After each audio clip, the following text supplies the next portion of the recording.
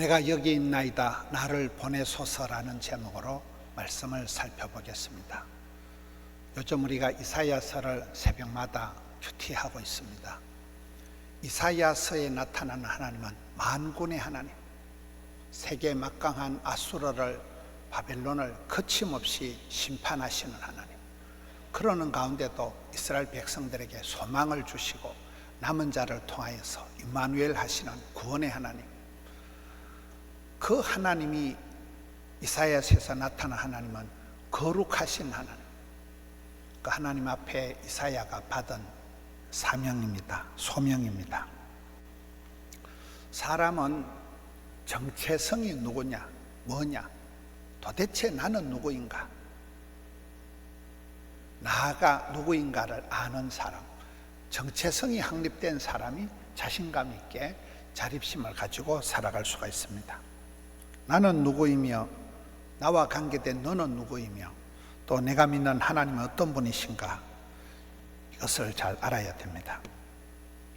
호세아서를 보면 이스라엘 백성들이 망한 이유가 하나님을 아는 지식이 없는 거예요. 하나님이 누구신지를 모르니까 엉뚱하고 교만하고 범죄하고 타락하고 우상 숭배하게 돼요. 하나님이 누구신지를 모르니까 하나님 대신 다른 것을 사랑하는 우상 숭배에 빠지고 심판의 대상이 되고 맙니다. 우리가 좋은 사람을 만나면 만남의 축복을 누리고, 하나님을 만나면 기적이 만들어지고, 그러나 또 하나님은 사람을 심판하실 때 벼락을 쳐서 그 사람을 심판하시는 게 아니고 인생 막대기로 사람 채찍을 들어서 사람을 징계하시기 때문에 악연이 있는 거예요. 어떤 사람을 만나면 굉장히 힘들고 어떤 사람을 만나면 굉장히 행복해지는 것입니다. 오늘 성경 말씀 보면 내가 누구를 보내고 누구를 밟고, 주여 내가 여기 있나 나를 보내소서. 하나님도 사람을 찾으시고 사람도 주님을 찾습니다. 여러분, 주님이 사람을 찾으실 때 주님 눈에 확 뜨이는 사람, 눈에 띄는 사람, 또 주님 마음에 합한 사람, 주님 마음에 쏙 드는 사람, 또 주님 손에 맞는 사람, 일을 할 때 주님과 합의되는 사람이 있다는 거예요. 여호와께서 보시기에 심히 좋았더라. 내가 어찌 큰 악을 행하여 하나님께 죄를 지으리까. 요셉의 고백이죠. 이세 아들 다윗을 만나니까 내 마음에 맞는 사람이다. 여호와의 눈은 온 땅을 두루 감찰하사 전심으로 여호와를 향하는 자에게 능력을 베푸신다. 하나님이 온 세상을 향하여 사람을 찾는다는 거예요. 그 주님 눈에 확 띄는 사람, 주님 마음에 쏙 드는 사람, 주님 손에 맞는 사람이 있다는 거예요. 그래서 우리가 말기 찬성, 말씀과 기도와 찬양과 섬김 중에 내가 만난 주님, 나는 찾았네, 나는 보았네, 나는 알았네, 이런 고백을 하게 됩니다. 나라는 존재가 이 세상에 우연히 던져진 그런 존재가 아니라는 거예요. 하나님께서는 우리 한 사람을 부르실 때 크고 놀라운 계획을 가지시고 우리를 제조, 제작, 제품, 설계, 디자인을 하셔서 한 사람을 통해서 크고 놀라운 일을 하시려고 우리를 그렇게 부르신다는 거예요. 우연히 던져진 역사의 우연한 존재가 아니라는 거예요. 하나님이 부르신 사람을 소명자라 합니다. 하나님께서 부탁하신 사람을 사명자라고 합니다. 소명자, 사명자와 그렇지 않은 사람의 차이가 뭘까요? 일을 할 때에 하나님이 부탁하신, 하나님께서 부르신 소명자, 사명자는 아파도 해야 되고 힘들어도 해야 되고 반대를 해도 해야 되고 못 먹어도 고해요. 미션이가 파서블이에요. 그런데 소명자가 아닌 사람은 하나님이 부른 사람이 아니고 지가 하는 사람은 때리치우면 그만이에요. 막살 놓으면 그만이에요. 사표 내면 그만이에요. 이게 차이입니다. 하나님이 나를 부르셨는가, 하나님이 내게 부탁하셨는가, 이게 그래서 중요한 차이가 있습니다. 성경이 말하는 나, 하나님 보시기에 나는 누구인가에 대한 이 정체성을 확립해야 될 뿐만 아니라 나와 관계된 너는 누구냐는 거예요. 하나님이 짝 지어주신 사람은 누구냐는 거예요. 상대방에 대한 이해가 두 번째 필요합니다. 여러분, 사람을 대할 때 예수님께서 베드로를 대하듯이 따뜻한 회개가 있어야 된다. 예수님께서 실패한 베드로를 만날 때 야, 이 자식아, 너 도대체 어찌된 인간이가? 이렇게 안 하고 숯불을 피워놓고 고기를 구워놓고 밥은 먹고 사냐? 아침을 생선을 구워줬다는 거예요. 갈비를 구워줬다는 거예요. 그걸 따뜻한 회개라. 주님께서 우리를 대하실 때 실패하고 어려움 당할 때 책망하지 않고 따뜻한 회개로 이끌어간다. 인간관계를 비바람을 치게 해서 그 사람을 호통치는 게 아니라 햇살 가득히 비추어서 따뜻하게 대한다는 거예요. 그리고는 섬세하게 그 사람에 대해서 터치, 배려를 해야 되는, 그 사람의 필요를 따라서 섬세한 배려가 있어야 된다.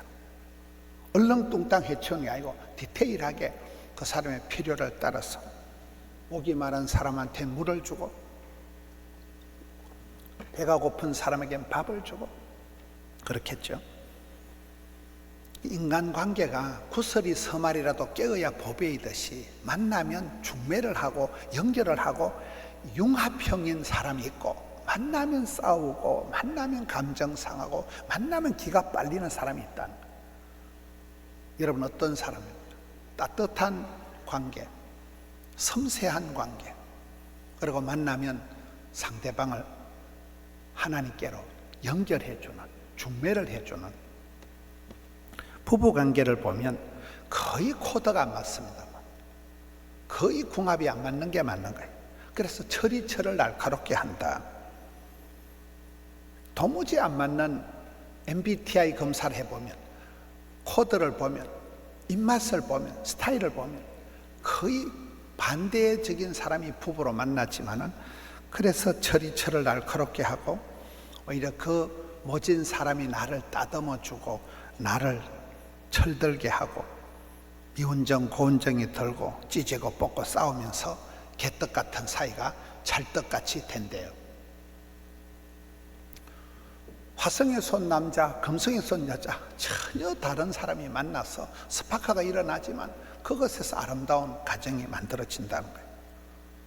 전혀 안 맞는 것 같지만 하나님은 돕는 배필이 되게 하셔서 이런 복 있는 사람은 사방팔방에서 계속해서 돕는 자들이 나타나는, 세워주고 도와주고 이렇게 되는 것입니다.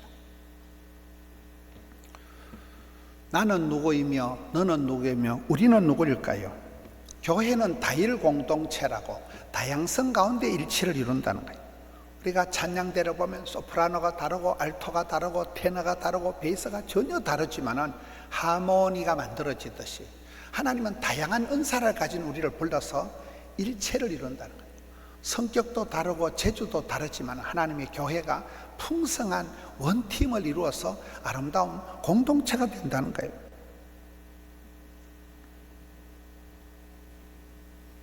이사야 선지서에 나타난 하나님, 열방을 심판하시는, 그 시대 최강 아수르를, 바빌론을 거침없이 심판하시는 하나님, 그러면서도 남은 이스라엘을 끝까지 책임져 주시는 구원의 하나님, 그러면서도 이사야에 나타난 하나님은 거룩하신 하나님이라. 날개 6 달린 천사가 서랍들이, 여러분, 두 눈으로는 감히 주를 바라볼 수 없어서 두 날개로는 얼굴을 가리고 두 날개로 날면서 거룩하다 거룩하다 거룩하다 창화하면서 두 날개로는 발을 가리는 거예요. 여러분, 천사가 뭐 발에 무좀이 있었겠어요? 티눈이 있었겠어요? 두 날개로는 발을 가리고 하나님의 거룩하심 앞에 그렇게 날개치며 노래하는 모습이 이사야서의 하나님의 모습입니다. 여러분, 거룩하신 하나님을 만날 때 첫 번째 현상은 내가 절망하게 되는 거예요.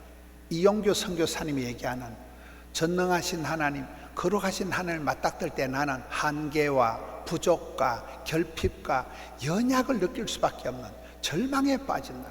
화로다 나여 망하게 되었도다. 나 같은 더러운 존재가 거룩하신 하나님을 배웠으니 죽었다. 이게 정상이란 거예요. 그런데 이용교 선교사님 그 간증이 뭡니까? 결핍이, 부족이, 연약이 오히려 하나님이 주신 큰 미천이란 거예요. 그것 때문에 겸손하고 그것 때문에 부르짖다가 진짜 백이 복을 받는다는 거예요.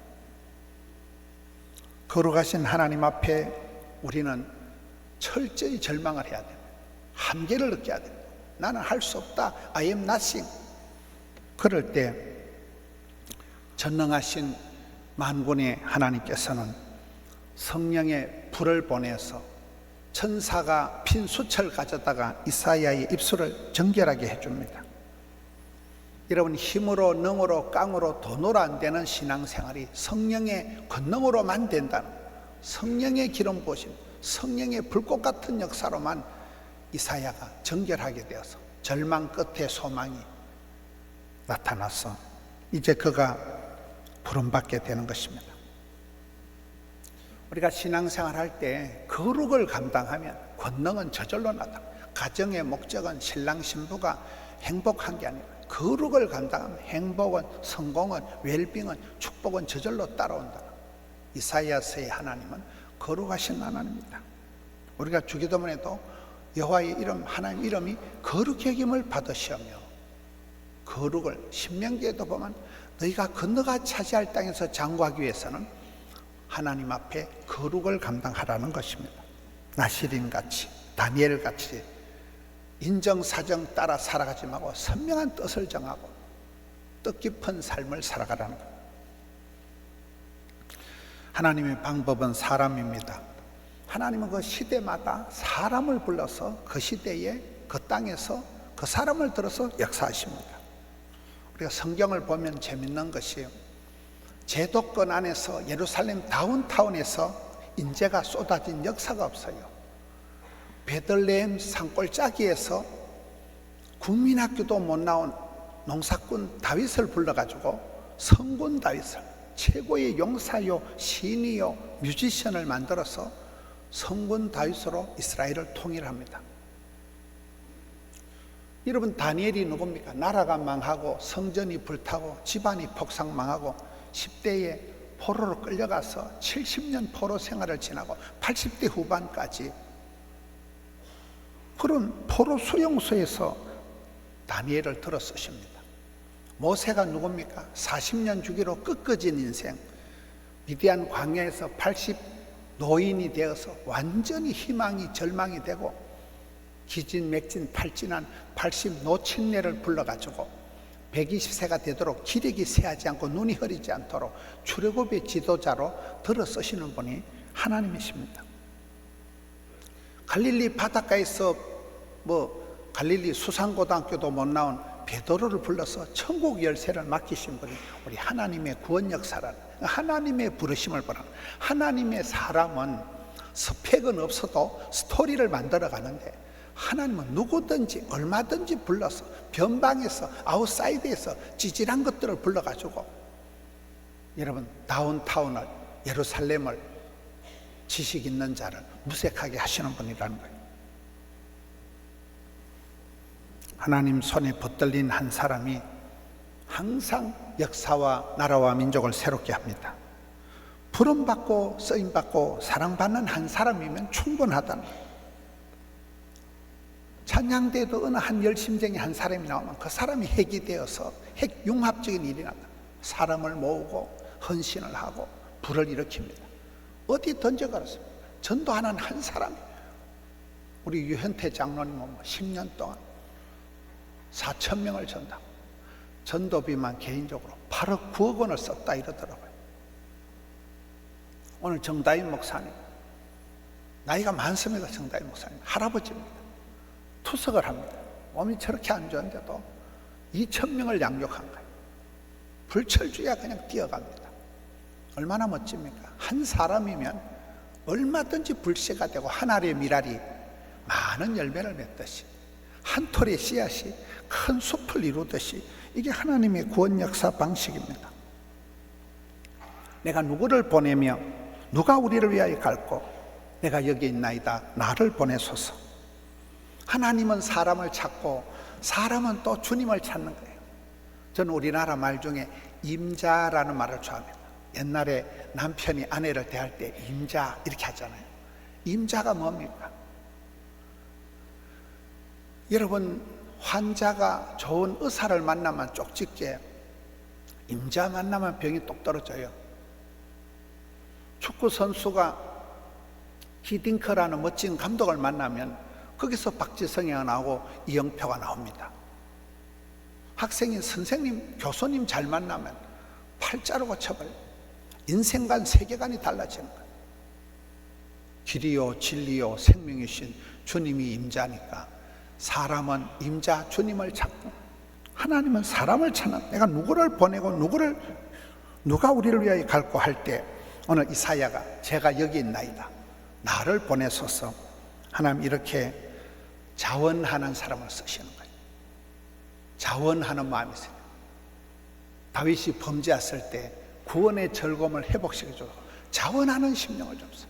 내가 달가워서 내가 좋아서 이렇게 하고자 하는 이 마음, 하늘은 스스로 돕는 자를 돕는 거예요. 하나님 100%, 사람 100%, 전능하신 하나님이 온 땅을 두루 감찰하사 사람을 찾을 때 선뜻 나서서 주님 제가 해보겠습니다, 그러면 그 사람을 통해서 하나님이 역사하신다는 거예요.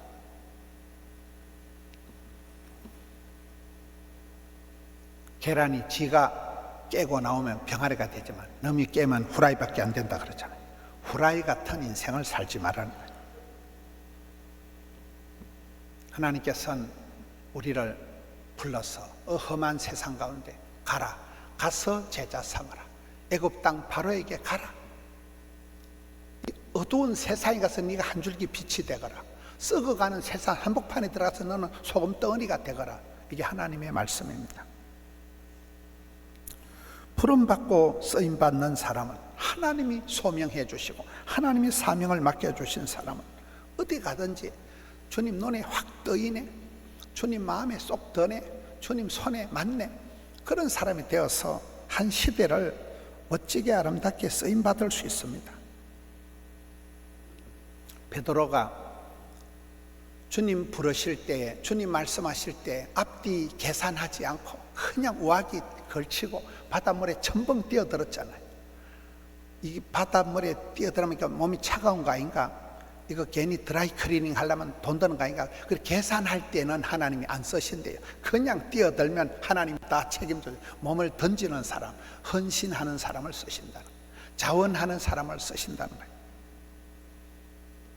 지난주 말씀, 수고하고 무거운 짐진 자들아, 예수님께로 와서 배우면 내 멍에는 쉽고도 가벼움이라. 조직에 몸을 담았는데 조직이 나를 보호하는 거예요. 괜히 성가대 지원했다가 아파도 와야 되고 힘들어도 와야 되고 스케줄이 안 되는데 와야 되고, 그 부담이 사명이 되는 거예요. 그 피곤이 능력이 되는 거예요. 그 성가대에 와야 된다는 그 부담감이 굉장히 내 삶을 다이어트 해주고 내가 따뜻한 하나님의 사람으로 만들어지는 것입니다. 하나님은 지금도 사람을 찾습니다. 옛날에 우리나라 방송 프로그램의 역사적인 게 이산가족 찾기입니다. 누가 이 사람을 아시나요? 그런 찬송이, 노래가 있었어요. 대한민국 국민들을 다 울렸습니다. 6.25 동란에 헤어진 가족들을 찾아서 온 국민들이 피켓을 들고 울고 불고 했던 시절이 있었습니다.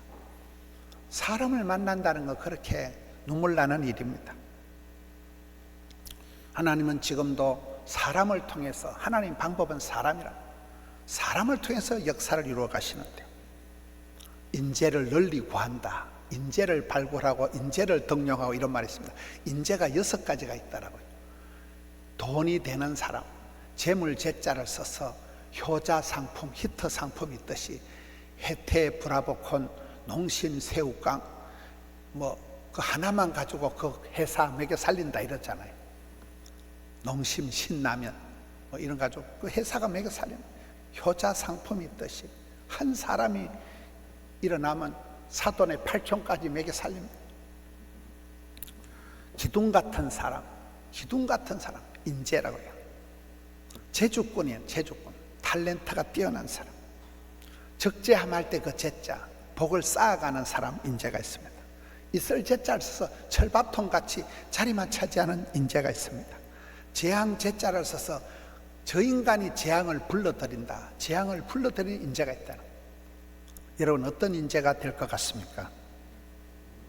도산 안창호 선생님 말을 보면 그 구한말에 대한민국의 인재를 필요하다고 이래 하다가 도산 안창호 선생님이 한 말은 인재가 없다고 단식하지 말고 찾아보다 인재가 없거든 네가 인재가 되라는 거예요. 여러분 그렇습니다. 저를 말씀드려서 죄송하지만 저희 어머니 아버지는 국민학교도 못 나오는 농사꾼이었습니다. 그 찌질하던 아이가 지금은 안 찌질합니다.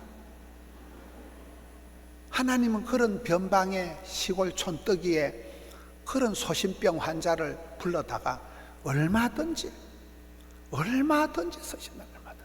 얼마든지 하나님 손에 한 붙들리면 연약하기 때문에 부족하기 때문에 결핍한 게 많기 때문에 성령으로다가 기름 부어주셔서 충만하게 역사하시면 넉넉히 이기게 되는 거예요. 썩어도 남게 되는 거예요. 바울이 디모데에게 가르쳐주고 디모데가 또 다른 사람을 가르쳐주고 또 다른 충성된 사람들에게 가르쳐주고 믿음의 영웅들 히브리서 11장에 보면 그 많은 허다한 영웅들이 있고 그 사람들이 또 좋은 사람들이 나오고 무리를, 역사를, 패밀리를, 족보를, 보물지도를 만들어가는 것입니다. 여러분 한 사람이 주님의 음성을 듣고 주님이 지금도 단식을 하면서 내가 누구를 보낼고 누가 우리를 위하여 갈고 할 때 주님 제가 여기 있습니다. 가정에 한 사람이 일어나서 가문을 복음화시키고 그 기업에 그 공동체에 한 사람이 일어나면 샘물과 같이 온 우물을 맑게 하는 것입니다. 평신도를 깨우고 소일거리에 지쳐있는 소시민 같은 인재를 깨워서 쓰잘데없는데 시간을 에너지를 쏟게 하지 마라. 주의 일을 하라는, 하루를 살아도 천년같이 살아가라는, 은사를 부리듯 하게 해라. 청춘을 독수리 날개침같이 해라. 기쁨이가 샘솟듯 하게 해라. 이런 포도원의 품꾼들이 있는데 어떤 사람은 아침 일찍 오고 어떤 사람은 낮에 오고 어떤 사람은 오후에 오지만은 먼저 된 자가 나중되고 나중된 자가 먼저 된 일이 많지만은 여러분은 어떤 사람이 돼요? 주님 제가 여기 있습니다. 저를 보내주옵소서. 제가 지금부터 한번 해보겠습니다.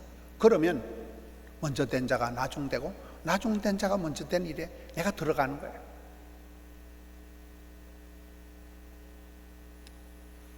요즘 포도원에 포청 마마클럽이라고 포청 포도원 청년의 파파클럽을 만들고 있습니다. 집에서 그냥 살림이나 하는 그런 아줌마가 아니라 청년들 다음 세대들을 위해서 뭔가를 좀 섬기자. 어저께도 새 가족들을 모아가지고 커피 마시고 같이 인생 멘토링을 하고 얼마나 멋있습니까? 주께서 부르실 때 선뜻 대답하라. 주저하지 말고 미루지 말고 있는 자리에서 주님 저를 보내소서 대답하라는 거예요. 여러분 달란트 비유에 2달란트 5달란트 남긴 사람의 착충지부, 착하고 충성되고 지혜롭고 부지런한 사람의 축복의 조건이 간단합니다. 바로 가서 그것을 가지고 장사해서 남기는 거예요. 미적거리면 안 돼요. 게으르면 안 돼요. 미루면 안 돼요. 발이 가라는 거예요. 그리고 연장나무라지 마라. 원불교 시대를 탓하지 마라. 있는 거 찌질한 거 신통차는 가지고 그걸 가지고 장사하라. 여러분 장사는 건축은 종합예술입니다. 장사를 잘하는 사람은 감각이 뛰어나고 장사도 못하는 사람은 다른 것도 못한다고 보는 거예요. 그걸 가지고 장사를 하고 전쟁을 치르듯 해서 그리고 남긴 자들이 착하고 충성된 종이 되는 것입니다. 남을 탓하지 말고 네가 하라는 거예요. 핑계 대지 말고 네가 하라는 거예요. 그냥 하라는 거예요. 단순하게 나가라는 거예요. 모든 걸 준비한다고 세월을 보내지 말아요. 나가면서 준비하고 전쟁하면서 준비하고 하다 보면 질이 나고 하다 보면 하나님이 돕는 자를 붙여주시고 피할 길을 열어주시기 때문에 그렇습니다. 그렇게 하다 보면 새벽이슬 같은 청년들이 나타나고, 모세와 같이 80 노인이지만 노익장을 가시고, 갈렙과 같이 85세지만 내가 40대나 지금이나 까딱노다 산지를 내게 달라는 이런 믿음의 새벽이슬 같은 청춘들이 나타나는 것입니다. 사랑하는 성도 여러분, 무더위에 지치고 무기력해지기 쉬운 이 철에 주님이 오늘 또 나를 부르시고 사람을 찾고 계신데, 주님 제가 여기 있습니다, 나를 보내소서.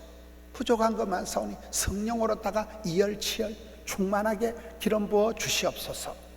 이 시대를 감당하는 사명자 소명자 우리 성도님들 되시기를 축원합니다.